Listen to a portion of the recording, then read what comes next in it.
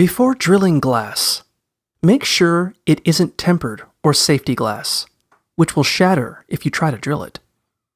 This type of glass is usually used for things like car windows or shower doors.